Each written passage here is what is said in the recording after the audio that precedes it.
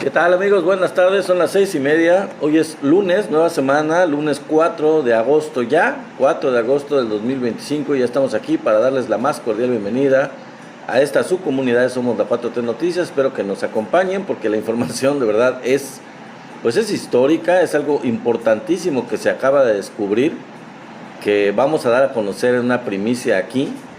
Y así como lo dice el título de este en vivo, lo van a tener aquí, lo van a tener toda la información de manera detallada de lo que es el cártel gringo grandísimo que se descubrió, que es el que explica muchas de las cosas que nosotros siempre hemos sospechado, de que pues la droga no pasa sola, no pasa caminando. Acompáñenme porque ese es uno de los temas que vamos a ir platicando, ya lo estoy adelantando un poco, pero bueno, ya más adelante lo vamos a detallar.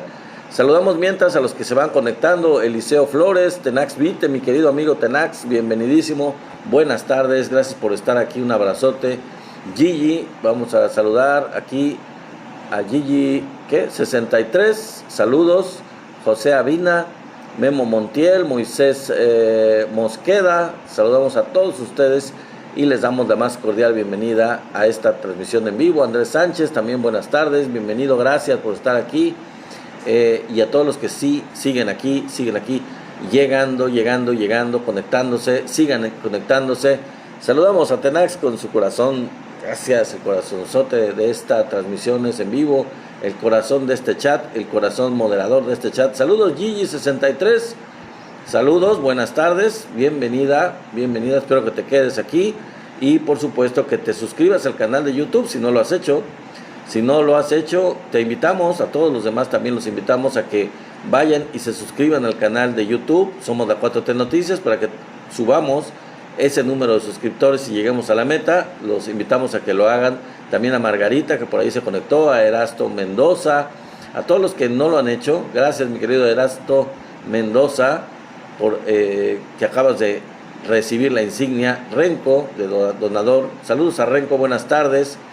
Buenas tardes a todos los que se siguen conectando, se siguen incorporando a esta transmisión en vivo, a Chito también, Alejandro García, a todos los que siguen conectándose les damos la más cordial bienvenida. Nos da mucho gusto saludarlos, darles la bienvenida desde cualquier rincón de este territorio mexicano, de cualquiera de los estados de la República, y por supuesto también con mucho gusto saludamos a los que siempre están con nosotros desde fuera de México.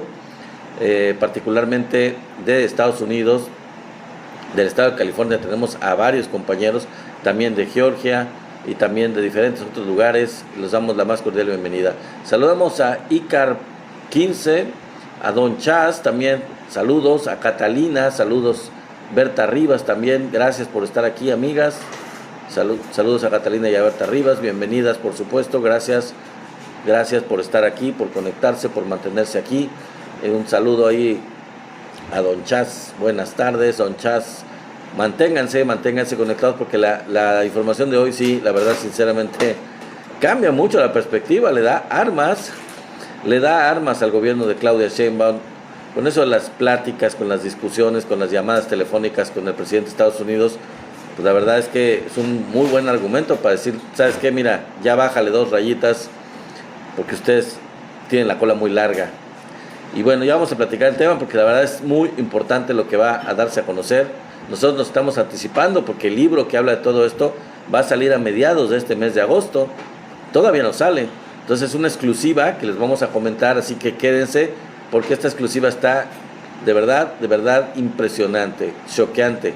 No lo van a tener en otro lado, no se van a enterar en otro lado, muy probablemente no, sino hasta que salga el libro, así que manténganse conectados para que se enteren aquí en esta comunidad Somos la 4T Noticias. Que Ugbay, Augusto Rivera, GTH Ugbay, qué nombrecito, bueno, saludos, buenas tardes, y a Augusto Rivera también, buenas tardes, bienvenidos ambos, bienvenido Silvio Marín también, por supuesto, gracias por estar aquí, y a todos los que se van a seguir conectando seguramente en los próximos minutos. User 4900, saludamos con mucho gusto, un placer, bienvenidos y gracias por estar conectados aquí, por mantenerse por supuesto. Saludamos, ya llegó, nos tardó un poquito, unos cuantos minutitos, no mucho, mi querido José Miranda, gracias por estar aquí como todos los días, mi querido amigo Tenax y mi querido José Miranda, ambos miembros muy importantes de este canal, siempre presentes desde luego en las transmisiones en vivo. A Aurelio Telles nos saludamos también con mucho gusto y nos da un placer decirle bienvenido a esta transmisión, por supuesto. Vamos a ver quién más se conecta en los próximos minutos, mientras vamos preparando lo que son los temas para irselos platicando. A Raimundo y a José, creo que era 1975, algo así. Saludos y bienvenidos, por supuesto, conéctense, quédense, porque de verdad, sinceramente, la información no tiene comparativo. Van a quedar muy bien informados y muy impresionados de la exclusiva que traemos el día de hoy. Porque sí, en verdad es una exclusiva, es muy importante la información. Espero que les guste y queden satisfechos. JRP, saludamos a JRP y les damos la más cordial bienvenida, por supuesto, a Omar 2510. Buenas tardes también, por supuesto. ¿Quién más está por ahí? Bueno, los que se sigan conectando, por anticipado les damos la bienvenida, Celsa 384, porque en los próximos minutos pues vamos a proceder ya a darles el resumen de lo que vamos a estar platicando. Entonces, ya para terminar, saludamos a Isabel Sánchez, un saludo muy cordial, bienvenida, y a todos los que se han estado conectados en los últimos minutos, Celsa, Isabel, Omar 2510, y no estuvieron al principio cuando nos conectamos. Les invito nuevamente, ya para pasar al tema del día de hoy, los temas, a que vayan al canal de YouTube, somos la 4T Noticias, se suscriban, por supuesto, para aumentar llegar a la meta del número de suscriptores. Así que los esperamos allá también. Véanlos en vivo de días anteriores, bueno, las grabaciones, las transmisiones de días anteriores, y suscríbanse, por favor, suscríbanse, que eso es muy importante. Bueno, nos estamos quedando colgados, vamos a darles la información de lo que vamos a estar platicando. Como les dije, el tema principal de este día es el siguiente: policías y soldados estadounidenses controlan, así como lo están escuchando, controlan el tráfico de drogas, revela una investigación. Mi querida Celsa 364, otra persona más que nos visita, que está con nosotros desde California. Nos da mucho gusto recibirte, darte la más cordial bienvenida, mi querida Celsa. También saludamos a Celso Onofre, a Nosoy y a Cristina. Saludos cordiales. Y bueno, vamos a continuar con el resumen de los temas. Entonces, ese es el tema principal, mi querida Celsa y mis queridos amigos: cómo están las autoridades de Estados Unidos, soldados, marinos, policías, involucrados completamente en el tráfico de drogas. Esto se ha dicho, los mexicanos lo hemos dicho, lo hemos mantenido, lo hemos estado sosteniendo por mucho tiempo, y bueno, pues aquí ya vienen las pruebas, y no dichas por el gobierno de México, por medios mexicanos, por periodistas mexicanos, por gente de la 4T, por gente de la izquierda, no, dicho por un periodista norteamericano que fue parte, que supo de todo esto y lo publica en un libro que todavía no sale publicado. Entonces les vamos a dar la exclusiva. Es el tema principal que vamos a tratar el día de hoy.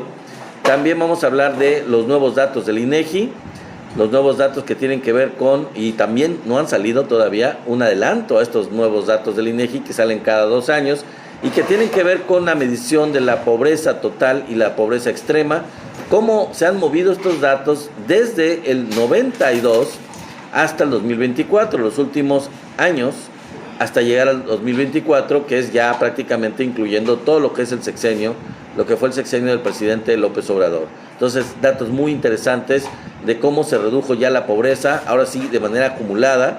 Teníamos datos que nos hablaban de 5, después de 6 millones de personas que salieron de la pobreza. No, se van a quedar sorprendidos, la cantidad es mucho mayor de las personas que salieron de la pobreza. Vamos a hablar de todo este tema más adelante y de los entretelones de todo esto, el análisis, por supuesto, de toda esta cuestión económica. Saludamos a Antonio Sotelo, que se acaba de conectar, un saludo muy cordial, que se une a los amigos de California que nos visitan siempre, como por ejemplo ahora nuevo está mi querido amigo Celsa 384, y bueno, todos los demás amigos, José Miranda. Entonces, bienvenido Antonio Sotelo, por supuesto, buenas tardes. Bueno, también vamos a hablar del Congreso Panamericano, un congreso que se realizó en la Ciudad de México entre diferentes miembros de congresos de toda Latinoamérica, Mi querido Marco, bienvenido mi querido Marco. El otro día ya cuando me di cuenta de que te conectaste, amigo, pues yo ya me había desconectado. Así que te agradezco mucho que estés siempre, no importa la hora. Bueno, estuviste un poquito tarde el jueves, perdón. Pero bueno, ya estás aquí, muy puntual, mi querido Marco. Bienvenido, como siempre, otro amigo que nos visita siempre desde el estado de California, desde allá, desde San Diego. Bueno, también vamos a hablar, les digo, del Congreso Panamericano. Vamos a darles los datos de qué se trató este Congreso y cuál fue una de las resoluciones del Congreso Panamericano.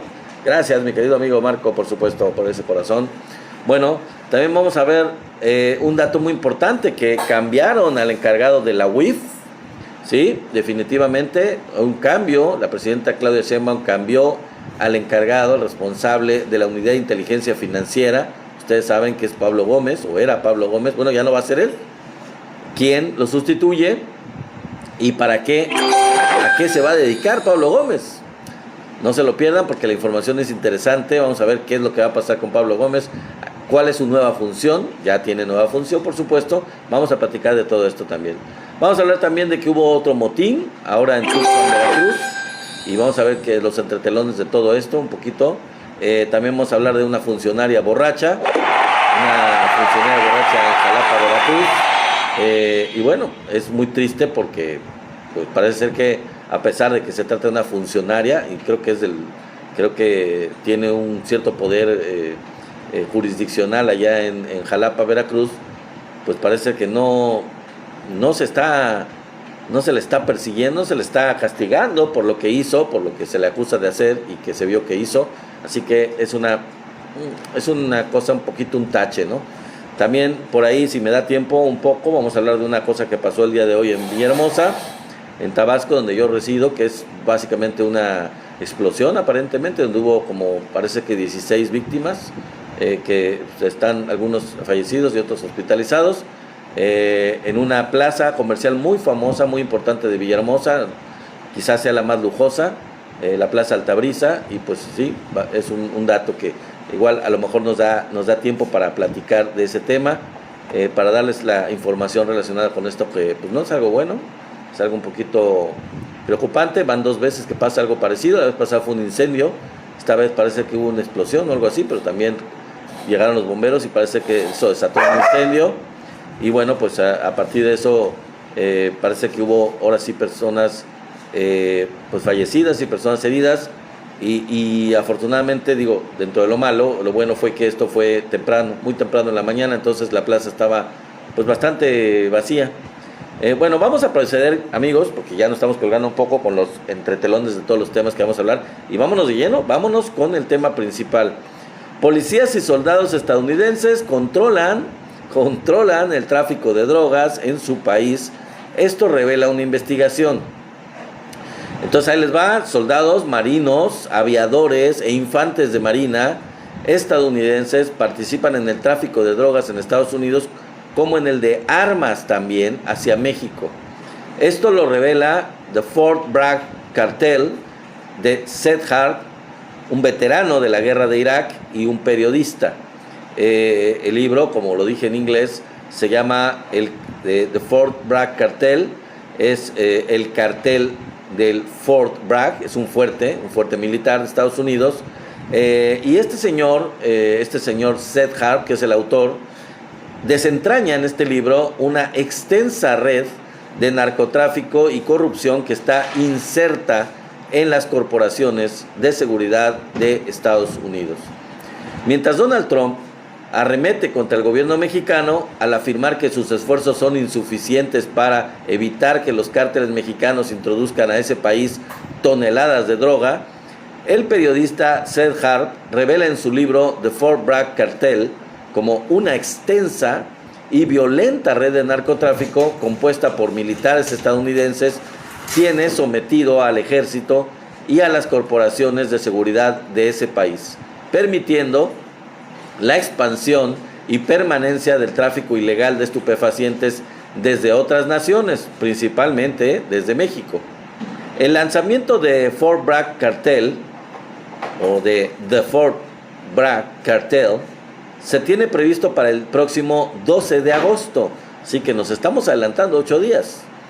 Pero la revista Rolling Stone, gracias a eso, tenemos esta información, publicó un extracto exclusivo del libro de Harp en el que se evidencia la implicación de las fuerzas especiales del ejército de Estados Unidos, particularmente de la base militar Fort Bragg, ubicada en Carolina del Norte, y del cuerpo aerotransportado en una amplia red de narcotráfico que ha favorecido la expansión y el mantenimiento de los cárteles mexicanos de la droga.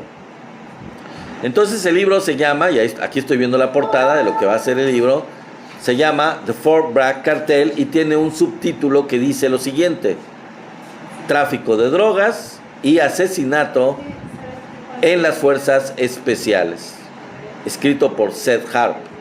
A través del testimonio retomado de un ex policía estatal de Carolina del Norte, quien también se desempeñó como agente del grupo de trabajo de la Administración de Control de Drogas, DEA, por sus siglas en inglés, identificado como Freddie Wayne Hoff II, se revela la extensa red de narcotráfico y corrupción que está inserta en las corporaciones de seguridad de la Unión Americana. México no es el único país, dice en este artículo el articulista Jesús García, por lo que sacó a relucir la revista Rolling Stone. México no es el único país donde el ejército y la policía son el verdadero poder detrás del narcotráfico. Esto lo dice este periodista. Este extracto exclusivo de mi libro para Rolling Stone muestra, dice Seth Harp, cómo policías y soldados de Estados Unidos controlaban todo el tráfico de cocaína en las Carolinas hasta que ellos empezaron a matarse entre sí.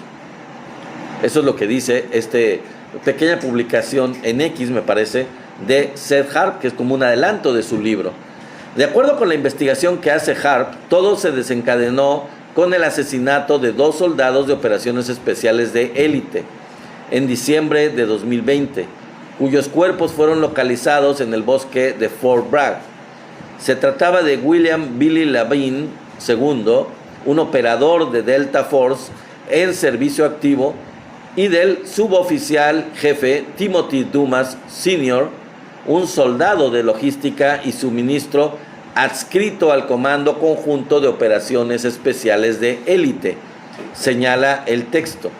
Aunque tras años de investigación las autoridades estadounidenses señalan a un presunto responsable de los 2 homicidios, quien está a la espera de su juicio luego de que se declaró inocente, también se sospecha del exagente Freddie Wayne Hoff II, quien tras terminar la preparatoria se unió a la policía de Lexington, en la que se distinguió por ser un policía muy comprometido por su labor, lo cual lo llevó a ir ascendiendo profesionalmente, momento en el que se percata del involucramiento del personal de seguridad en el narcotráfico. Rápidamente se distinguió como un joven oficial canino, altamente motivado, con una habilidad sobrenatural para encontrar dinero de drogas en los controles de tráfico. Muchos correos de los cárteles de paso por Carolina del Norte perdieron sumas de 5 o de 6 cifras a manos de este oficial Hoff, un hombre blanco, alto, corpulento, de piel rosada, ojos entrecerrados y un corte de pelo alto y ajustado. Esto se señala en el extracto del libro. Sin embargo, al llegar al Centro de Inteligencia de El Paso, EPIC, de la DEA, en 2009, uno de sus compañeros, identificado como Culberson, quien en una especie de advertencia le dijo que todo su buen trabajo era en vano, lo que más adelante comprobará él mismo personalmente, aunque si logra interpretar que, entre comillas, el gobierno estadounidense podía detener el flujo de drogas, pero optaba por no hacerlo, se cierran comillas, pese a lo cual él continúa con su trabajo como agente antinarcóticos. Después de que en 2010 Hoff regresa a la policía en Lexington, en donde según sus propios cálculos logra grandes incautaciones de dinero, alrededor de 9 millones de dólares. El agente es ascendido a la patrulla estatal de carreteras en 2013, puesto en el que solo duró un año, a pesar de su excelente desempeño. Qué raro, ¿no? Ya que en marzo de 2014, Hoff logra detener a un ejecutivo de seguros de la ciudad de Asheville por conducir en estado de ebriedad. Tal detención marcaría el destino de Freddie Wayne Hoff II, ya que el ejecutivo de seguros lo amenazó con que le haría perder su trabajo si lo multaba, pese a lo cual el agente pues cumplió con su trabajo sin saber que el detenido era donante del entonces gobernador de Carolina del Norte, Pat McCrory, por lo que en efecto, antes de cumplirse el mes de ese suceso, el policía perdió su trabajo, lo que creó un gran resentimiento en él. Ser despedido, dijo él, entre comillas, dice, ser despedido sumariamente por multar a un amigo del gobernador, según Hoff, lo dejó resentido con la profesión policial. Cuando me despidieron, dijo él, lo perdí todo. Perdí mis certificaciones, perdí mi estatus de testigo experto, me pusieron en la lista negra. Señala él en su relato recogido del ex policía en el Fort Bragg Cartel, en el libro del Fort Bragg Cartel, en el que refiere que en ese momento recordó las cínicas palabras de Culberson sobre el verdadero poder del narcotráfico mundial. Al quedarse sin su trabajo como policía, Wayne Hoff se dedicó a la compra y venta de electrodomésticos dañados y defectuosos, en donde conoció a los hermanos Treviño Morales. ¿Les suena? Los hermanos Treviño Morales. Pues ellos encabezaban el cártel mexicano de los Zetas, que por cierto ya están extraditados a Estados Unidos por el gobierno de Claudia Sheinbaum, con quienes se alió él para el tráfico de cocaína, actividad en la que echó mano de sus conocimientos policíacos para burlar a las autoridades estadounidenses y en la cual se le unieron varios de sus excompañeros agentes. Él envolvía los kilos en toallas de papel empapadas en amoníaco, los sellaba al vacío en plástico y luego repetía el proceso, envolviendo los ladrillos en múltiples capas de seguridad de un químico extremadamente penetrante que los perros harían cualquier cosa por evitar. Para burlar las máquinas de rayos X, consiguió un tráiler cuyo eje diferencial trasero había sido ahuecado y revestido con plomo, un trabajo que fue hecho de manera personalizada y que le costó $50,000.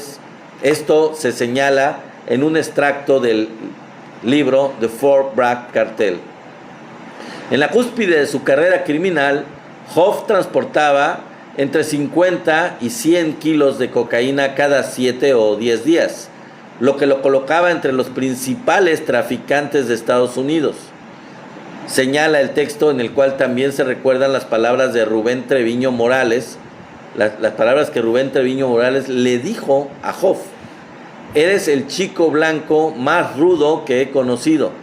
Habría dicho esto el capo mexicano al ex policía estadounidense. Ya como narcotraficante, Freddie también comprobó que los elementos del ejército estaban involucrados en el tráfico y consumo de drogas, específicamente quienes integraban la base militar Fort Bragg, ya que por un tiempo les surtió del producto. Además, fue testigo de cómo los militares tienen una importante participación en la venta ilegal de armas, de las que muchas llegan a manos de los cárteles mexicanos del narcotráfico, los mismos que el presidente Trump insiste en combatir desde el territorio mexicano. Soldados, marineros, aviadores e infantes de marina estadounidenses participan significativamente en ese río de hierro clandestino que mantiene a los cárteles paramilitares de México, especialmente a los Zetas y sus descendientes, mejor abastecidos que el gobierno mexicano, con ametralladoras de grado militar, granadas, bazucas antitanque, cañones rotatorios montados en helicópteros llamados miniguns y explosivos plásticos, así como óptica láser avanzada y gafas de visión nocturna, señala el texto de Harp. Esto gracias a los negocios que estableció Timothy Dumas, o Dumas, no sé cómo se quiera pronunciar, quien era el vínculo con una organización de narcotráfico dentro del ejército, integrada, según el extracto publicado en Rolling Stone, por soldados de las fuerzas especiales que se habían pasado al lado oscuro durante sus despliegues en Afganistán. Pues sí, imagínense, los mandaron a Afganistán, eran asesinos entrenados que ya habían matado gente, dijo Hoff, según lo publicado por la revista estadounidense, en la que también se detalla el destino de la droga. Los paquetes de cocaína que le pasaba Wayne Hoff a Dumas se distribuían a su vez entre el grupo, al que el ex policía calificó de una confederación de traficantes semi-independientes en Fayetteville y sus alrededores, o Fayetteville, quienes además robaban armamento del ejército estadounidense para venderlo en el mercado negro.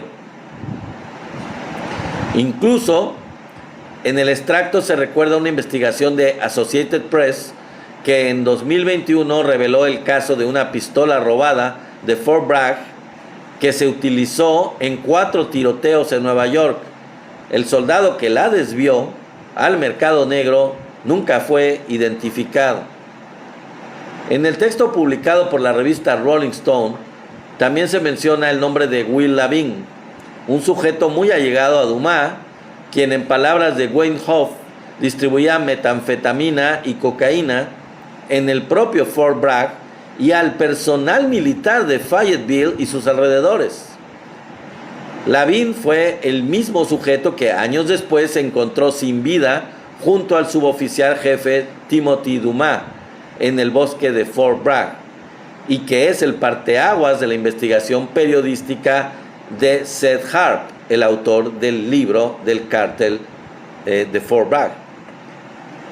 De acuerdo con lo publicado por el portal Creative Artist Agency, The Fort Bragg Cartel es una reconstrucción que Harp hace de las transcripciones de juicios y registros policiales con el objetivo de exponer los flagrantes encubrimientos y la complicidad de las fuerzas del orden que han ocurrido en Fort Bragg en los últimos años, para lo cual retoma 4 casos de asesinato interconectados y relacionados con las drogas.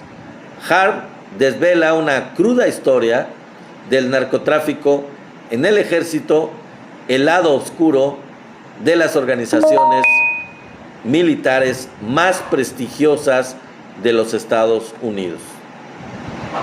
Desde su primer campaña presidencial, Donald Trump ha afirmado reiteradamente que el gobierno de México no hace nada para combatir a los cárteles de la droga responsables del trasiego de sustancias ilícitas a territorio estadounidense. Sin embargo, el libro de Fort Bragg Cartel deja ver cómo las propias autoridades de la Unión Americana permiten la permanencia y expansión del narcotráfico mediante la participación activa en el mismo por parte de los elementos, de sus propios elementos. Pues como ven, información contundente, muy fuerte, que yo les adelanto, digo, no necesita ser un genio, que esto es un arma poderosísima en manos de la presidenta de México para cuando, dentro de 90 días, supuestamente, tenga otra llamada telefónica con el presidente de Estados Unidos y quiera presionar, chantajear, amenazar a la presidenta de México con imponer aranceles o con la intervención militar. Es una respuesta muy fuerte, muy contundente que puede dar y que tiene todo el tiempo del mundo para fundamentarla muy bien la presidenta de México. Y ya no solo será lo que siempre tiene, y con muchas bases, por supuesto, ha tenido la presidenta, decirle, a ver, ¿de qué me acusas? ¿Del flujo de fentanilo? Nosotros lo hemos reducido en 50% o más, creo que 70%. ¿De qué más? ¿Del tráfico de migrantes o de la entrada de migrantes a Estados Unidos? Nosotros lo hemos reducido en un 70% por nuestro trabajo. Hemos colaborado. Incluso se ha detenido el tráfico de ilegales desde la frontera con Guatemala y también en la frontera mexicana, apoyándolos a ustedes. Pero estos son solamente los argumentos que, con muchas bases, con muchos datos de los mismos gringos, la presidenta ha tenido a la mano para revertir cualquier amenaza de Trump. Ahora esto es más fuerte, porque le pega donde más le duele a Estados Unidos. Y la pregunta y la cuestión es, ¿qué están haciendo ustedes? La droga no pasa caminando sola, se distribuye. Y lo peor es que con esto se está descubriendo que no la distribuyen solo motociclistas, que no la distribuyen solamente gente, pues, por diosero, migrantes, como dice Trump, que nunca ha habido el caso de probar eso, que no solo la distribuyen extranjeros de cualquier tipo, de cualquier nacionalidad, que no solo la distribuye cualquier norteamericano adicto a la droga por interés propio, no, la distribuye las mismas autoridades supuestamente más respetadas de Estados Unidos, que son el ejército, la marina, la policía, etc. Y esto es algo muy fuerte, muy contundente, que con esto les van a pegar durísimo. Bueno, vamos a otro tema. Este fue el tema principal y la verdad les dije que iba a estar muy bueno, porque es una exclusiva y nos estamos adelantando a la salida de este libro. Vamos a ver los nuevos datos del INEGI que salieron en un adelanto de Viri Ríos. Si ustedes recuerdan, Viri Ríos fue una estudiosa, una doctora de Harvard, que hace muchos estudios estadísticos, y que ella, por ejemplo, en la elección del Poder Judicial sacó una lista, ustedes recordarán que nosotros la platicamos aquí, una lista de un análisis, una evaluación de los candidatos de las 3 primeras boletas del Poder Judicial, de la elección del Poder Judicial, es decir, la Suprema Corte de Justicia, ¿qué otras eran? Bueno, no me acuerdo ahorita, ya estaban ustedes, ¿no? Las otras dos listas de todas las listas que había para elegir en el Poder Judicial, sacó un análisis de todos ellos, y nosotros hicimos la presentación aquí del análisis de Viri Ríos, y la verdad que lo consideramos, yo lo tomé en cuenta para dárselos a ustedes, para que ustedes también lo tomaran en cuenta. Fue un análisis muy bueno. Bueno, Viri Ríos sacó un análisis de estos nuevos datos del INEGI, como les estoy mencionando, que tienen que ver con la pobreza. Cómo ha variado la pobreza total, y cómo ha variado la pobreza extrema a lo largo de los años, en un análisis del INEGI que va desde 1992, en una gráfica, hasta el 2024. Fíjense nada más de cuánto estamos hablando. Bueno, lo que dice Viri Ríos es que es impresionante, y estos datos comprueban, algunos dicen que fueron 11 millones que salieron de la pobreza. Lo que se dice es que fueron 9.9, prácticamente 10 millones de mexicanos que salieron de la pobreza en el periodo del gobierno del presidente López Obrador, desde 2018 hasta 2024. En ese periodo de esos 6 años, 10 millones, 9.9 para ser exacto, de mexicanos, 9.9 millones de mexicanos salieron de la pobreza. Y eso es muy importante. Y también se dio el dato, según Viri Ríos, que 11 millones de personas aumentaron sus salarios. No todos ellos salieron de la pobreza, pero bueno, por lo menos aumentaron sus salarios, lo que les permitió ubicarse de una forma mejor, según esto. Bueno, vamos a ver esta gráfica, vamos a analizarla si ustedes me acompañan. Vamos a ver que, por ejemplo, en 1992 había una pobreza, estaban en la pobreza total un 53.1% de los mexicanos. Después, en 1994 esto ligeramente bajó a 52.4, que es una cantidad tremenda. Imagínense, más de la mitad de la población estaba ubicada en la pobreza total. Y de ahí, precisamente por el error de diciembre de Zedillo, Salinas, Zedillo, ya saben, se lo pasaron la bolita. Por ese error de diciembre, del 94 al 96, hubo un incremento impresionante en la pobreza de 52.4 hasta el 69% de la población. O sea, casi el 70% de los mexicanos estaban debajo de la línea de la pobreza en el 96 por el error de Ernesto Zedillo. De ahí se dio una disminución paulatina en los siguientes años hasta llegar al año 2008. Ustedes saben que en el 2006 al 2008 hubo un aumento, del 2006 al 2008. Ustedes saben que hubo una crisis ahí económica que fue el llamado efecto tequila, otra crisis financiera provocada por los neoliberales en México, que causó estragos en todo el mundo y obviamente en México también.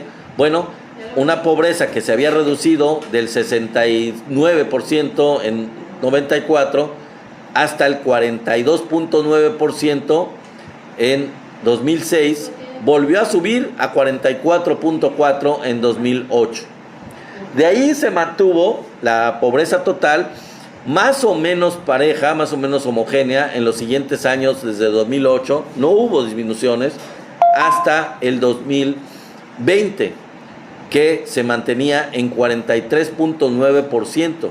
No hubo disminución con el gobierno de los neoliberales de la pobreza. Se estuvo manteniendo a lo largo de muchísimos años, prácticamente, si lo tomamos en cuenta, independientemente del aumento de 2006 a 2008, estuvo más o menos pareja en alrededor de 50% en 2000, bajando ligeramente y manteniéndose en 40 y tantos por ciento, 42, 47, 44, 46, hasta terminar en 44% en 2020, prácticamente en 40, 45% en promedio, se mantuvo desde 2000 hasta 2020. A partir de 2020 se da esta reducción. Ahora, hay que decir que en 2018, en la entrada del gobierno del presidente López Obrador, que recibió un nivel de pobreza de 41.9%, hubo un aumento en la pobreza del 41.9 al 43.9. ¿Por qué se dio esto en estos años, de 2018 a 2020? Bueno, pues por la pandemia. La pandemia incrementó el nivel de pobreza en el 2020 prácticamente en 2%. A raíz de ahí, con el trabajo del gobierno del presidente López Obrador, con los programas sociales, con el aumento del salario, con todas las medidas que se implementaron, a pesar de la pandemia y de los resultados de la pandemia, hubo una disminución impresionante en el nivel de pobreza, en el porcentaje de pobreza total, que empezó, como les dije, en 43.9 en 2020, o llegó a ese nivel por la pandemia, y de ahí se redujo dramáticamente a 36.3% en 2022, y de ahí todavía más, otros 4% menos, a 32% en 2024. Es decir, que de 2020 al 2024, después de la pandemia, pasando la pandemia, hubo una reducción prácticamente de 32 a 43, prácticamente de 10%, que equivalen, les digo yo, a 9.9 millones de personas que salieron de la pobreza. Bueno, eso es en la pobreza total. Ahora, la pobreza extrema. La pobreza extrema tuvo un comportamiento muy similar al de la pobreza total, en donde en 92 teníamos un nivel de 21.4 millones, 21.4% de mexicanos vivían debajo de la línea de la pobreza extrema. De ahí hubo un incremento en 94 por lo mismo del error de diciembre que les dije, y llegó de 21.2 a 37.4% de personas que vivían en la pobreza extrema. De ahí hubo una reducción gradual hasta el 2000, 2002, por ahí, y de ahí se mantuvo por varios años hasta que en 2006, como les digo, volvió a subir de 14 a 18% por el error, por el efecto tequila, por la crisis de 2008, y de ahí, pues supuestamente se redujo de 16% a 11% en 2008 y de ahí se mantuvo en niveles de 9, luego bajó a 9.5, a 7.2, a 7, hasta 7 en 2018 y a partir de ahí, de 2018 por el efecto de la pandemia a 2020, hubo un incremento del 7 al 8.5% en pobreza extrema. 1.5% de aumento en la pobreza extrema, de acuerdo a estos datos, de 2018-2020 por la pandemia. ¿Ok? A partir de 2020, de acuerdo con estos datos del INEGI, hubo una reducción. Esto no se sabía. Se había dicho que en el gobierno de López Obrador, a pesar de los resultados tan impresionantes en pobreza total, de una disminución de millones de personas que salieron de la pobreza, hubo un aumento de la pobreza extrema.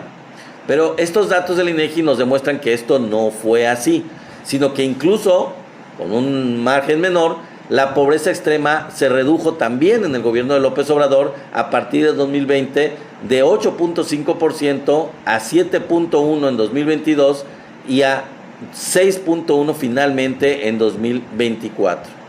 Entonces hubo una reducción de prácticamente, no sé, 2.5% en el nivel de pobreza extrema desde 2020 hasta 2024. Ahora, quedan como 6 o 7 millones de personas en pobreza extrema y esto, lo que dice Viri Ríos, y es cierto, es que ha sido muy difícil reducirla, porque es un nivel de pobreza mucho más radical y que necesitaría, y se había dicho desde antes, medidas mucho más dirigidas a la pobreza extrema, específicamente hasta los sectores más ultra marginados de la sociedad para poder atenderla. Por eso ha sido tan difícil reducirla. Pero bueno, también en ese nivel hubo reducción de la pobreza y esto se está sabiendo ahorita. Ahora, sigue habiendo una brecha muy grande entre hombres, otro resultado de esto, entre hombres y mujeres en cuestión de sueldos. Hay cosas que todavía, según el INEGI, se tienen que trabajar bastante. Les digo, una cosa es también reducir los niveles de pobreza extrema y también reducir la brecha entre los niveles de derechos y de sueldos en hombres y mujeres, entre hombres y mujeres. Ahora, otra cosa que ha sido muy polémica es, ¿el acceso a la salud se ha reducido? Bueno, supuestamente se ha manejado desde hace algunos años en el gobierno del presidente López Obrador que es el único rubro, o era el único rubro, el acceso a la salud, en el que no se han tenido resultados positivos. En la educación se han tenido resultados positivos, en la reducción de la pobreza también, en todos los demás beneficios sociales, de alguna forma, en el empleo, en los sueldos, etcétera, nivel de ingreso, todo. Pero que supuestamente el acceso a la salud era el frijolito en el arroz, era el dato que no se había podido lograr en los gobiernos de la 4T, en el gobierno de López Obrador, y parece ser que hasta ahora. ¿Por qué se decía que el acceso a la salud no sí se ha reducido? O sea, que la gente tiene menos acceso a la salud, supuestamente. Bueno, se los voy a explicar. Porque esto se basa en que en las entrevistas, en las encuestas del INEGI, al preguntarle a las personas, al preguntarle a los mexicanos, ellos contestaban en cuanto al acceso a la salud, que antes ellos tenían su credencial del Seguro Popular, que como decía el presidente López Obrador, ni era seguro ni era popular, pero la gente estaba credencializada. O sea, había millones de gentes que estaban credencializadas con el Seguro Popular, tenían su credencial de Seguro Popular, y que ahora pues no tenían la credencial del IMSS Bienestar. Y me cuento entre ellos, no tengo la credencial del IMSS Bienestar, ni yo, ni mis amigos, ni mi esposa. Por esa razón, simplemente por esa razón de la credencialización, las personas, los mexicanos entrevistados, le daban un dato al INEGI de lo que ellos creían y entendían como tener acceso por el hecho de tener credencial o no tener credencial. Entonces ellos creían, y por supuesto el INEGI concluyó eso, que no poseían el servicio. Al no tener credencial, pues no poseían el servicio de salud. Y lo que no saben muchas gentes, millones de gentes, yo hasta hace algunos meses no lo sabía, es que ya todos contamos con este servicio. Independientemente de que pues haya habido fallos en la distribución de las credenciales, pues ya estamos registrados, y independientemente de ese registro, cualquiera de nosotros en cualquier rincón de la República Mexicana que vaya a cualquier hospital, claro que no sea gratuito, que sea de gobierno, le dan el servicio gratuito. Entonces, lo que ha pasado es que la gente no está enterada, y el INEGI a su vez, como parte de las encuestas que realiza, pues tiene ese dato, digamos, erróneo, digamos, no es un dato fehaciente, vamos a decirlo. En resumen, con este tema podemos decir lo siguiente: es solo el hecho de estar registrado teniendo una credencial lo que daba la impresión de que la mayor parte de los mexicanos no tienen acceso al IMSS Bienestar, y sí tenían acceso al Seguro Popular porque tenían una credencial que supuestamente podían usar. Entonces la credencialización ha fallado, eso hay que reconocerlo. El gobierno de la Cuarta Transformación falló en distribuir las credenciales, en entregar la credencialización a toda la población, pero no ha fallado en cuanto al servicio o en cuanto a la atención universal. Existe ya el IMSS Bienestar, es global, digamos, es en todo el país, y solamente es cuestión de que la gente vaya, sea que haya en línea sacado su credencial, aunque no se la hayan entregado o no lo haya hecho, que vaya a las instituciones de salud, que vaya directamente a los hospitales y se les va a atender. Algunos están en el nivel de que no hicieron este trámite en línea, y bueno, pues podrán hacerlo de manera presencial en cualquiera de las instituciones de salud.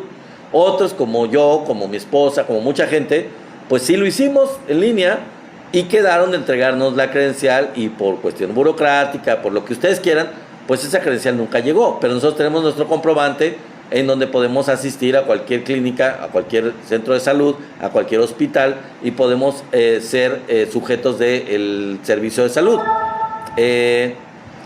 Entonces, con tantos hospitales que estaban en obra negra, con problemas de salud que había en el pasado con Peña Nieto y con Calderón, ¿ustedes creen realmente que ahora el servicio de salud es peor, y la distribución o el abastecimiento o el hecho del acceso al mismo esté peor ahora que en aquel tiempo? Ahora se rescataron 300 hospitales con el gobierno de López Obrador, que ya están funcionando y que no lo estaban, y se hizo un trabajo impresionante con la pandemia. Entonces, pues no hay que ser un genio para darse cuenta que al menos en este aspecto del acceso a la salud hay una total falsedad en el hecho y la percepción de que se ha reducido el acceso a la salud. Ahí hay un error de consideración que bueno, es culpa de la cuestión de la distribución de las credenciales solamente, pero no del acceso, como les digo, a los servicios de salud como tal.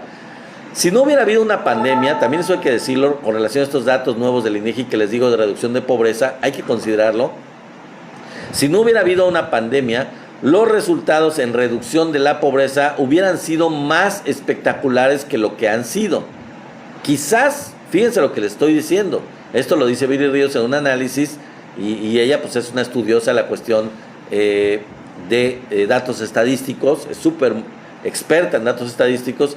Ella dice que los datos de reducción de pobreza hubieran sido más espectaculares, y que quizá ahorita estaríamos hablando de una reducción de la pobreza de niveles de 18 o 20%. Imagínense que en lugar de tener datos el año pasado de 32% de los mexicanos en situación de pobreza, estaríamos hablando de 18 o 20%. 18 o 20%, más o menos, aproximadamente, de gente debajo de la línea de pobreza. Entonces, ni modo, se tuvo la pandemia, a otros países les fue peor, aumentó la pobreza mucho, aumentó muchas carencias. Nosotros, en lugar de eso, la redujimos. A pesar de la pandemia, se redujo la pobreza de manera importantísima. De 2018 al 2024 aumentaron, por ejemplo, todos los salarios un 30%. Cuando hablo de todos los salarios, no estoy hablando del salario mínimo. Estoy hablando de todos los salarios, de todos los niveles de ingreso, desde el más bajo hasta el más alto. En promedio aumentaron todos los salarios en al menos 30%, en todos los deciles. El mínimo, obviamente ustedes ya saben, se duplicó por encima de la inflación. O sea, se duplicó y esto por encima de la inflación. Y en la frontera, para tener esta cuestión de beneficio para la gente que vive en la zona libre de la frontera, pues se triplicó el salario mínimo, como ustedes saben. Y eso hay que dejarlo muy, muy claro. Bueno, vamos a pasar al siguiente tema, que nos clavamos con esto del INEGI. El Congreso Panamericano. Fíjense que se llevó a cabo en el Senado de México, en la antigua casona de Jicotencatl, la reunión parlamentaria, una reunión parlamentaria continental. Estuvieron creo que como 15 o 20 países representados, y una de las declaraciones de la misma, de este Congreso Panamericano, fue la condena unánime al genocidio en Gaza. El representante de Colombia también dijo que no entiende, y esto es algo que yo tampoco entiendo, pero bueno, no entiende cómo pueden los países con gobiernos progresistas tener todavía relaciones con Israel. Y bueno, ahí sí, discúlpenme, pero pues es una crítica muy respetuosa al gobierno de México, de Claudia Sheinbaum, que es un gobierno progresista, que es líder de los gobiernos progresistas a nivel mundial, la verdad, hay que decirlo, y todavía mantiene relaciones diplomáticas con Israel. Entonces tiene razón el representante de Colombia. Yo no lo entiendo, yo creo que muchos no lo entendemos, pero bueno, quizás sea la tradición del gobierno de México, pero hay ejemplos, a pesar de la tradición diplomática de México en las relaciones internacionales, hay ejemplos en donde México rompió relaciones con España, con Franco, rompió relaciones con Chile, con Pinochet. Digo, hay ejemplos históricos. O sea, el respeto al derecho ajeno es la paz, sí, y el respeto entre las naciones, sí, pero también hay niveles. Yo creo que también hay casos en donde los gobiernos pues han sido objeto de que México rompa relaciones con ellos cuando rebasan cierto límite, y creo que el gobierno de Israel claramente los ha rebasado, claramente. Bueno, y otro más de las declaraciones, no sé quién fue en el Congreso Panamericano, dijo que reconocer al Estado de Palestina, reconocerlo como Estado, pues no es suficiente, a pesar de que a algunos les esté costando carísimo hacerlo. Por ejemplo, a Canadá le está costando muy caro, porque Trump está amenazándolo con ponerle aranceles altísimos por cometer el pecado de reconocer al Estado de Palestina. O sea, imagínense nada más semejante cosa, ¿no? Es importante este Congreso Panamericano, sobre todo las resoluciones. Espero que hagan ruido, espero que realmente ya la comunidad internacional haga algo. Es increíble, pero está en manos la ONU está en manos de Estados Unidos y de Israel. Hay que decirlo, es desafortunado. Y yo me pregunto qué pasa con los demás miembros del Consejo de Seguridad de las Naciones Unidas. ¿Qué pasa con Rusia? ¿Qué pasa con China? Ya no hablemos de Francia, de todos los demás pusilánimes europeos que también son parte de estos 5 países que son parte del Consejo de Seguridad. Creo que Canadá también está, no sé, no me acuerdo, pero China y Rusia sí lo están. O sea, digo, no son mayoría, pero pues tienen que hacer presión de alguna manera. Tienen miedo, dice Marco. Pues sí, tienen miedo, pero de veras son pusilánimes, ¿no? O sea, sinceramente es una... O sea, lo dijo Putin muy bien en cuanto a Europa, pues no tienen ningún rasgo de autonomía, de soberanía. O sea, ya no hay manera. O sea, Europa no posee ninguna soberanía, no defiende en lo absoluto su propia soberanía. Ya su actitud es de colonia de Estados Unidos. Lo dijo Putin y les dio mucho coraje, pero es la verdad, es la verdad. Y yo creo que si fueran un poquito inteligentes los europeos, sí hay mucho riesgo y todo, pero les saldría más barato comprarle combustibles y comprarle cosas a Rusia y a China, con todo el comercio que tienen bilateral entre China y Europa, que seguir dependiendo militarmente y en recursos estratégicos de Estados Unidos. Si Europa fuera lo suficientemente valiente para aventarse el tiro de decirle no a Estados Unidos, decirle basta, todo cambiaría a nivel mundial, ¿eh? Digo, no es poca cosa, ¿eh? Si dieran el volteón los europeos, que creo que no lo van a dar porque son pusilánimes, son sometidos, son esclavos de Estados Unidos, pero si lo hicieran sería determinante y sería la catástrofe para el dominio de Estados Unidos. Lo aceleraría.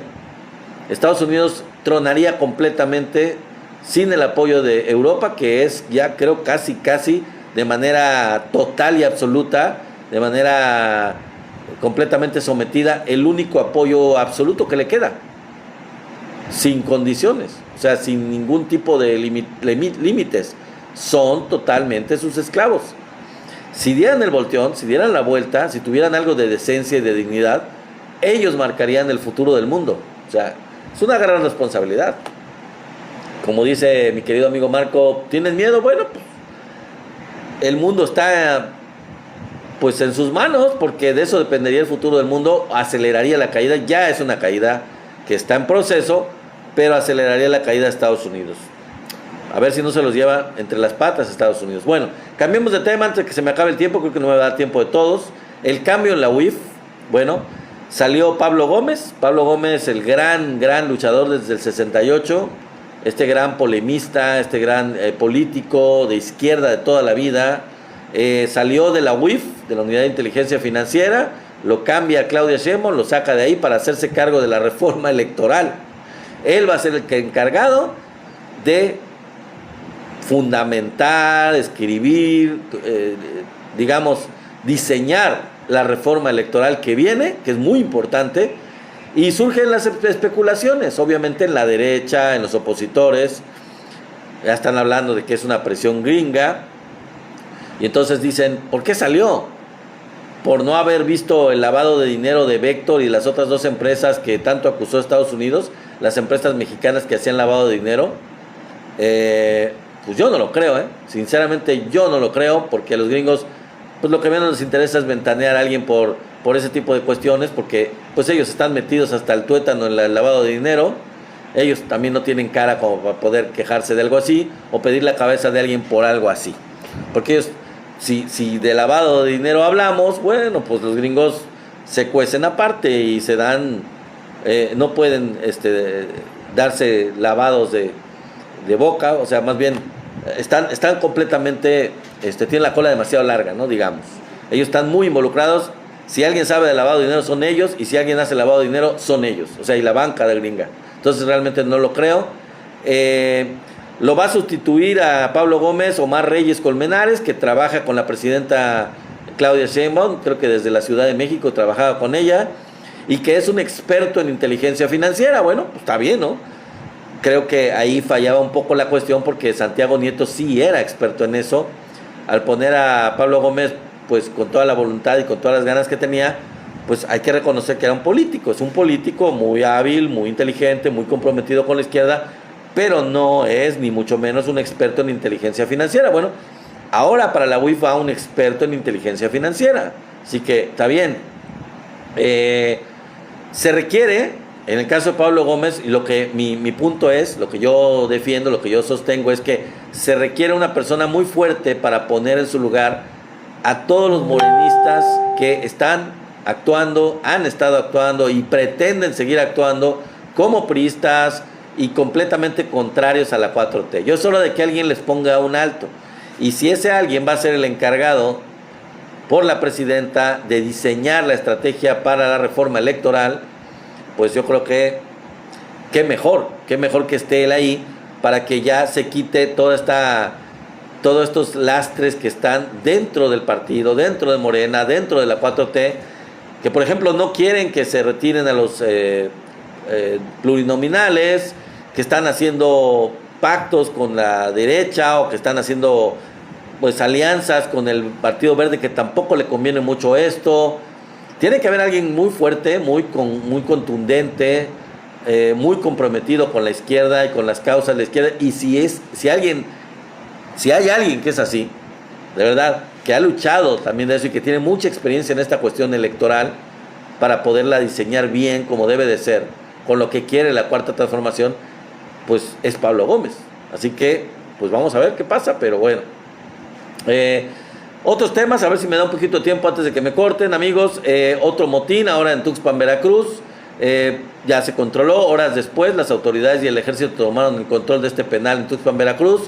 La verdad no se sabe cuántos heridos y fallecidos hubo, pero sí hubo, desafortunadamente.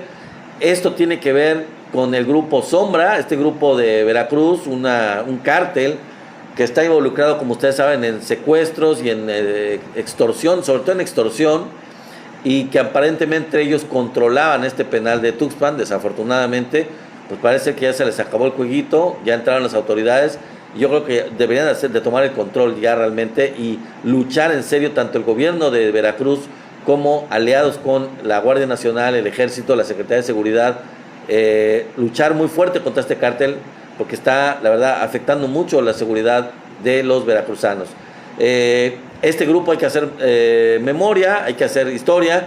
Este grupo de Sombra se originó, no lo he dicho en días anteriores, se originó a partir del cártel del Golfo y por miembros del ejército. O sea, venía de Tamaulipas, de este grupo de los Zetas, primero el cártel del Golfo, los Zetas, que venían de parte del ejército, militares que salieron rebeldes del ejército mexicano y que formaron este cártel, primero del Golfo y luego de los Zetas, extremadamente violento, muy bien armado por Estados Unidos, como ya lo dijimos al principio de este en vivo. Y bueno, pues ese fue el origen de este grupo Sombra, que es muy peligroso y que hay que luchar contra él. Ojalá y Harfuch tenga más éxito en esto, ¿no? Luego, otro tema que tiene que ver con la funcionaria borracha.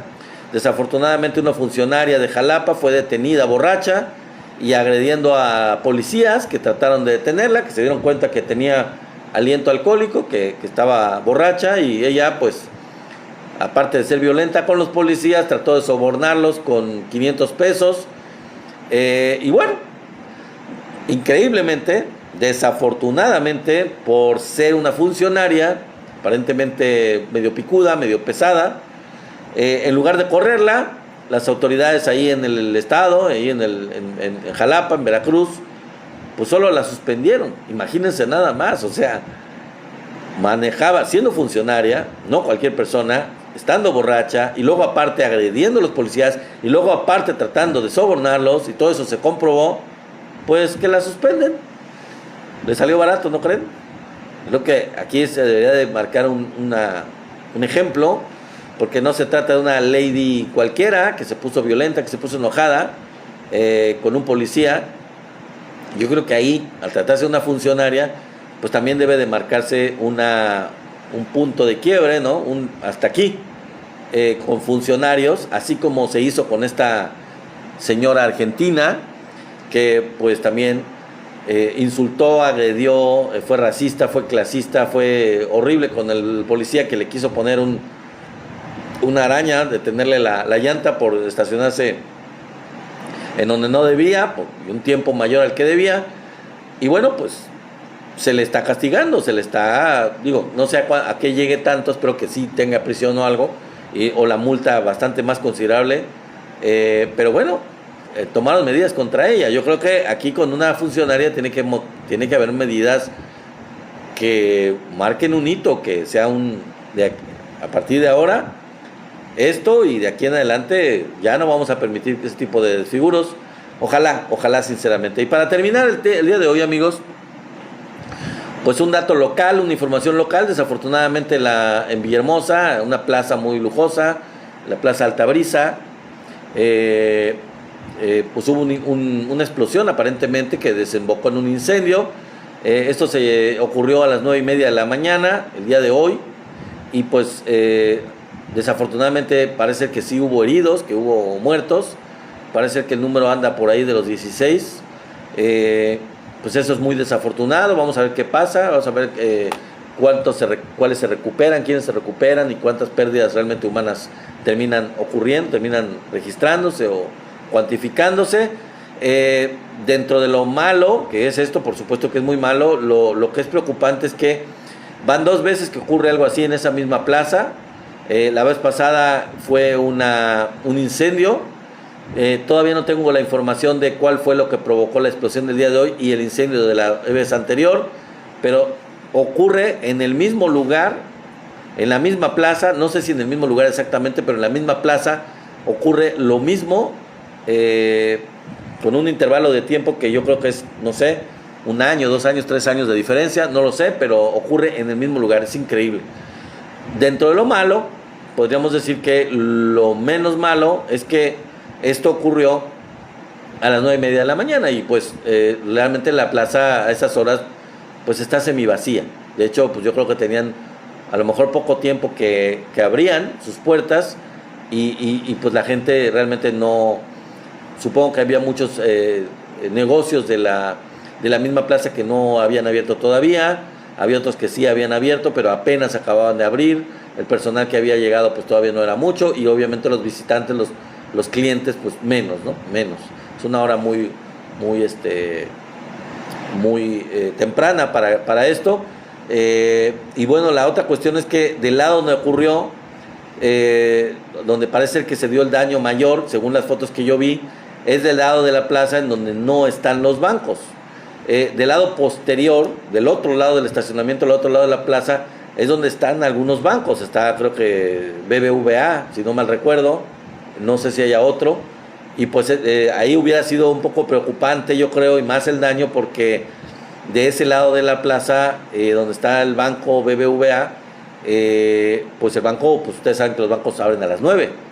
Así que quizás ahí era un poco más de riesgo, un poco más de preocupación, que esta explosión sí pudo haber ocurrido del otro lado de la plaza, hubiera sido más el daño, porque los bancos abren desde temprano y hay gente esperando para entrar al banco, tan pronto abre, para que los atiendan y pues rápido empieza a llegar la gente al banco. A las 9:30 ya tiene una cantidad más o menos pues más o menos significativa, más o menos importante de gente, ¿no? Pero bueno, hasta ahí la información, no tengo nada más, otra información más allá. Salió esto en las redes aquí en Tabasco y pues nos enteramos. Vamos a ver qué ocurre. Si hay alguna información más detallada mañana, pues a ver, quizás si me la piden ustedes, si yo puedo, la amplío, ¿no? Si tengo algo más que ampliar en este sentido. Y bueno, pues esta ha sido la información del día de hoy, amigos. Espero que les haya parecido interesante, particularmente con este dato el título de este en vivo, que es el relacionado con estos vínculos del ejército de Estados Unidos, de las autoridades de Estados Unidos, sobre todo el ejército, la marina, la policía, o sea, agentes de seguridad y gente muy alto nivel de seguridad de Estados Unidos, completamente involucrados en el tráfico de drogas, completamente. Y esto pues es algo que siempre hemos nosotros supuesto, decimos, bueno, la droga no pasa sola, es evidente que alguien la distribuye, y el asunto es que, pues, fíjense, nada más y nada menos quién la está distribuyendo, y aquí hay una dualidad, ¿no? O sea, aquí viene la conexión entre, por un lado, el tráfico de drogas que se da de aquí para allá y ellos lo hacen, se encargan de distribuirla, se encargan de comercializarla, se encargan de ganancias también, es un cártel como tal, que trabaja en conjunto con los de México o con algunos de México, pero también el enroque se da ahí por el hecho de que ellos mismos comercializan las armas. Entonces entra la droga y entran las armas de regreso hacia México. La droga de aquí para allá, las armas de allá para acá, de regreso de Estados Unidos a México. Y ahí está, negocio redondo para todos los involucrados, para las armerías, para la gente que vende las armas, todo eso es algo que siempre hemos pensado, que siempre hemos manejado, que la presidenta lo ha dicho. Pero bueno, ahora ya están pruebas, ya hay acusaciones, se va a hacer toda una polémica al respecto de esto. Seguramente los medios no alineados con el gobierno de Donald Trump, que ya son la mayoría, van a hacer más, lo van a replicar antes de la publicación del libro y después de la publicación del libro se van a hacer muchos análisis al respecto, y entonces ya va a empezar la crítica hacia el gobierno de Trump de no andar buscando culpables, sino que hagan lo suyo, que hagan lo que les corresponde, ¿no? Porque en realidad no se ve mucho la acción del control del tráfico en Estados Unidos ni del consumo en Estados Unidos. No hay una política del gobierno de Estados Unidos para tratar de frenar esto. Al contrario, es evidente que lo están usando como una estrategia para invadir México, para meterse en los asuntos de México, como lo hicieron en su momento en Colombia, y que ellos están involucrados en el tráfico, que ellos están beneficiados del tráfico de drogas, que están recibiendo ganancias de intoxicar a su propia población. ¿Qué puede ser más nefasto? ¿Qué puede ser más criminal? ¿Qué puede ser más antiético, antinacional para los gringos que dañar a su propia población y recibir beneficios en el proceso? En el proceso de que se daña a su propia población, las mismas autoridades gringas se están beneficiando. Ahí están las pruebas. El día de hoy las dimos a conocer. Pues ustedes replíquenlo, ya me voy a ir. Gracias por todos, a todos por estar aquí, gracias por sus regalos, gracias por darle like, por darle tap en la pantalla, ya saben. Den a conocer esta información, por favor, denla a conocer, compartan este en vivo con más gente para que más gente se entere. Y si no lo han hecho, a todos los que no lo han hecho, les invito a que vayan al canal de YouTube para que esta transmisión y otras más de días anteriores se den a conocer, le den like y para que se suscriban sobre todo, ¿no? Vayan a YouTube, suscríbanse. Si no lo han hecho, suscríbanse. Es un apoyo que les pido y yo creo que pues, no cuesta gran cosa. Así que gracias, mis queridos amigos. Marco, muchísimas gracias. Antonio Sotelo, mi querido Antonio, gracias. José Miranda también. Tenax Vite. Saludos a todos ustedes. Muchas gracias por estar aquí. Muchas gracias por presentarse, por mantenerse informados aquí en esta comunidad, en esta transmisión en vivo. Y bueno, pues nos vemos el día de mañana con más información. Cuídense mucho.